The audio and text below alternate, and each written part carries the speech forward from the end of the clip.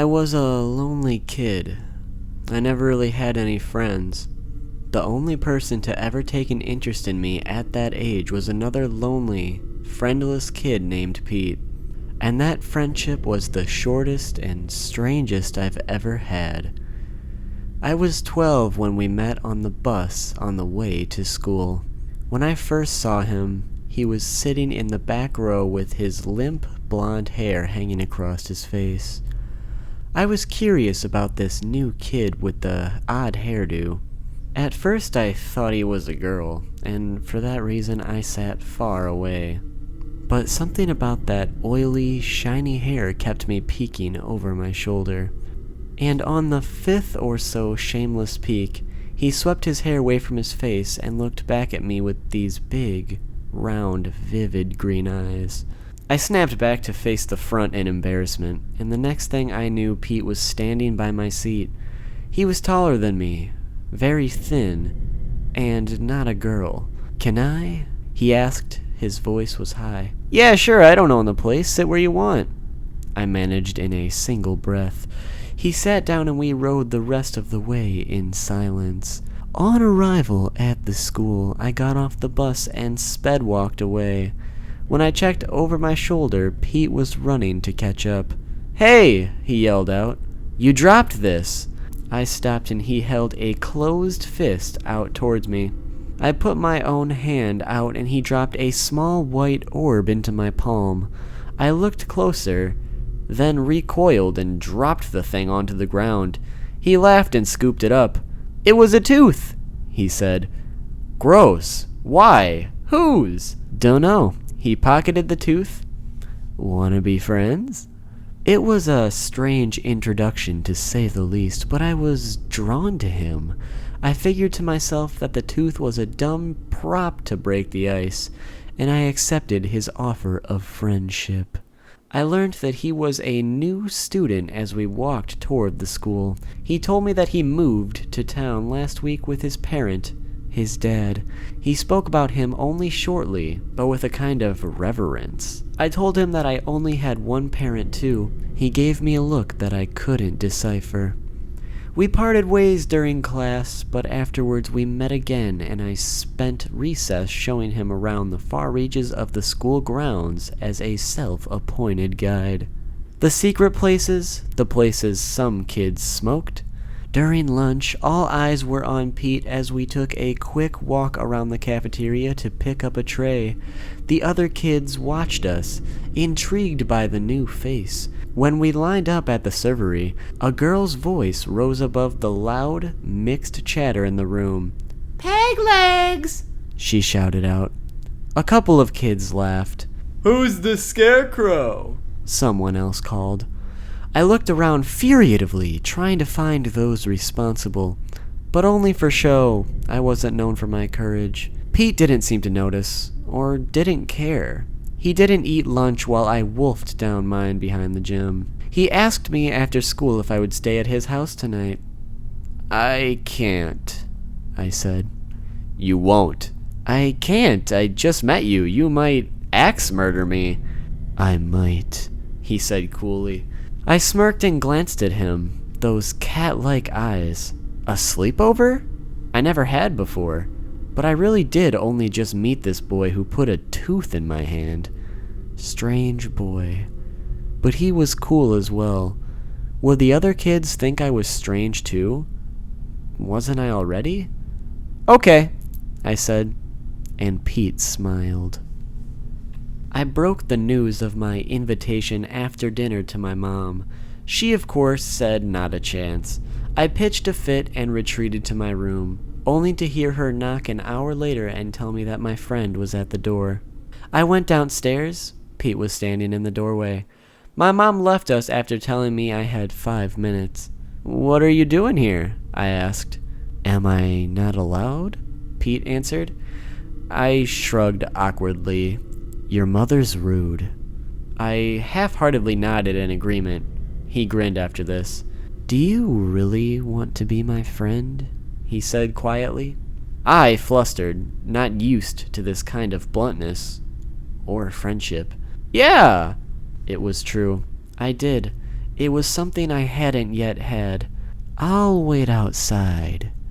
He turned and left, saying no more, closing the door after himself. I knew what he meant. Even in my inexperience, I'd seen enough movies to know I was about to sneak out. I was excited and nervous. I never broke the rules, so I went back to my room. After I packed my night bag, I climbed out of my window and snuck around the side of my house. The Indiana Jones theme music played in my mind, and somewhere even deeper was the tuba from Jaws. Then I saw Pete standing under a streetlight, looking right at me even as I stood in the shadows. He waved, and I jogged over. He told me that he lived a block away, but it took over half an hour to walk to his house. Much farther than a block. The sun was gone when we got there. I wondered why he wasn't honest, but didn't ask. It was a nice place, double-storied, brick, with a porch and neat hedges. He led the way up the slab path and inside. The door was unlocked. Right away when I crossed the threshold, I smelt something in the air. It wasn't pleasant. He swung the door shut behind me. It slammed and I jumped at the sound. "Sorry," Pete said. "About the smell. It's smelly, isn't it? Really stinks in here, right?" I nodded. He looked at me for a while, at least a minute. His face seemed a little harder than before, his eyes a little colder. He seemed to make an unknown decision, and then he turned and led the way down a long hall which opened into a small living room and flicked on the light in there. There were 2 reclining chairs and a coffee table. Nothing else. Then he went off into the adjoining kitchen and out of sight, leaving me standing alone with my backpack. No one else seemed to be home. I waited a while, but after hearing no response when I called out to him, I ventured across the lounge room and peered around the corner. Pete was leaning across the counter on the farthest wall. He had tied his shirt into one of those cowboy knots women do to expose their midriffs. I stared, mouth agape. He saw me and stood upright and put his hands on his jutting hips. "You never just walk into a man's kitchen," he said flatly. Sorry, I turned away. "Hey, wait." He undid his top and came to me. "Just a joke, making you laugh, aren't I?" I didn't respond, and he smiled a big smile that didn't touch his eyes. I was nervous. Why did he do that bizarre thing? I wanted to leave already, almost as soon as I arrived. I felt cowardly, but the feeling to flee was strong, palpable. I cursed myself for coming over. Someone gives a tooth and you visit them at night? I cursed myself again. "Want to see the bedroom?" he asked. I fiddled with my pockets. That was precisely what I didn't want to do, venture further inside. He held out a flat hand toward me. "Here." He wanted me to hold his hand? I felt disgusted and made a face. Boys don't hold boys' hands. Boys hold girls' hands. Yet I put my hand in his because something inside told me I better. His eyes told me I better. His hand was clammy and hot. He led me upstairs and around the corner and into a hall. On the walls were messily drawn pictures taped up. They seemed to be of the same subject. A tall, nude male with antlers on his head. He had regular feet, but his wrists ended in sharp-looking cloven hooves. My spit felt thick. Written across the bottom of the very last picture was Father. Pete led me to the very last door, which was closed. He let me go and pushed the door open with some effort. I saw why he stood away and motioned to the room like a showman. It was full of stuff. There were mattresses piled in there, broken pieces of wood, presumably old furniture, clothes thrown about, a yucky sweet stench like spoiled fruit, and photos everywhere. A bunch were framed. I saw a man and woman in them and 2 small girls, each smiling broadly. No Pete that I could see. They didn't look like him. "What's all this stuff?" I asked. Pete crooked his head to the side and looked at me with half-lidded eyes. "My room. Then his eyes became very wide and he glanced down the hall. "Shh! Shut up," he said and paused. Still. I stood still too, worried. Then without warning, he grabbed my shirt collar and yanked me downward. I lost my footing, almost fell, and then stood up and backed away from him. "Why did you just do that? Don't fucking touch me!" I screamed, afraid. He clapped his hand over my mouth, then crossed both hands over his chest and squeezed his own shoulders. My head was swirling. Pete was crazy. His house was crazy. I was crazy for going there. Pete approached me. I backed up. "You want to be my friend?" he said. "I want to go home. I want to go home," I cried. "Don't say that again." Pete struck out at me rather quick and grabbed my short hair close to the scalp, nearly ripping it out. I felt a sob trying to wrench free, but kept it back. I didn't try to fight. He stood up to me, close. "You have teeth inside you. My father will show you yours. He's the king of teeth. He's the queen. You will drop your own on the floor?" He pinched my cheek hard. "You aren't good. You aren't good at all." Pete turned away from me, still pinching my cheek, pulling my hair, his cat big eyes bulgy. I tried to look, but he wouldn't let my head turn. My legs shook and felt like jelly. My scalp was on fire, my cheek crushed between his fingernails. "Please," I whispered. "Please. Please." He ignored me. "Father," he said under his breath. "Please," I pleaded, tears streaming. Pete looked back at me with surprise, like he'd forgotten he was holding me. He released my cheek and stared at me for a while, like he had when we arrived. He was deciding something. I could almost see the cogs turning, feel the weights shifting in favor of one thing to another inside his messy mind, and I knew that he would kill me if he decided to. I felt a weight on me, not from Pete, as if from above, like something was pressing down, taking my strength and making me weak. It seemed like Pete felt it too. Then he released my hair and backed away. He kept his eyes on me. He looked wounded. He began to clutch at his shirt, pulling it from side to side. He shot a look down the hall, and a mask of genuine fear contorted his features. He backed toward the end bedroom. I didn't move. He paused, then edged past me, down the hall toward the stairs very slowly, still pulling at his shirt this way and that.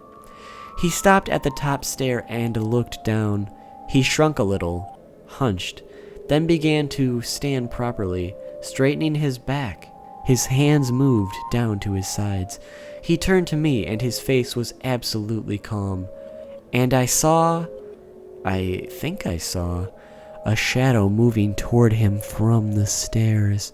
A shadow with large, twisted horns. My spell broke. I turned and sprinted toward the filled room, slamming into the door and almost bouncing off it as I hit the debris inside.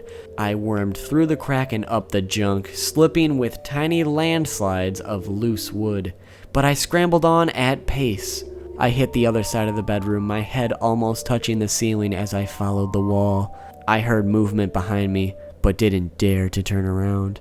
I spied a windowsill and shambled to it and began to dig like a dog, throwing scraps behind me and uncovering more window.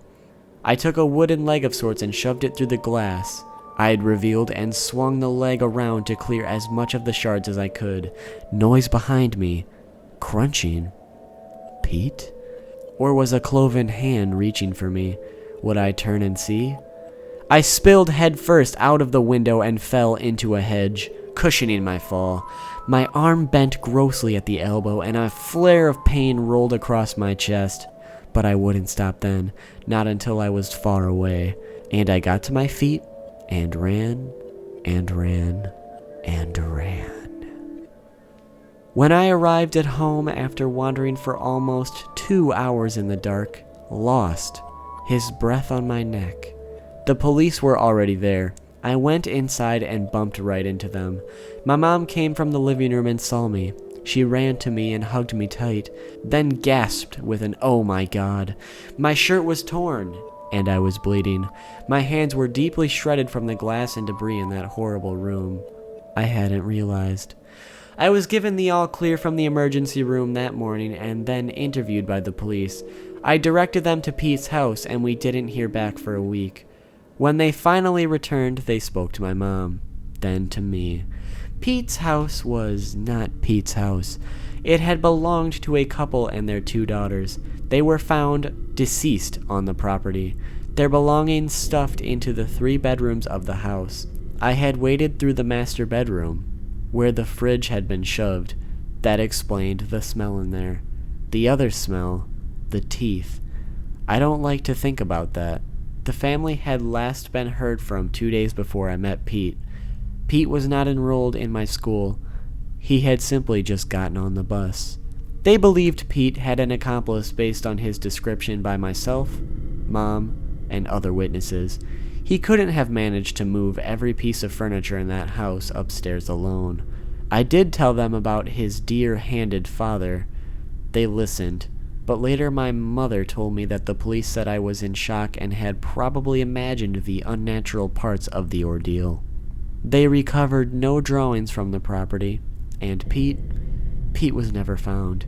I'm 35 now, and I've not seen him since, but I wonder about him from time to time. And I believe he wonders about me too.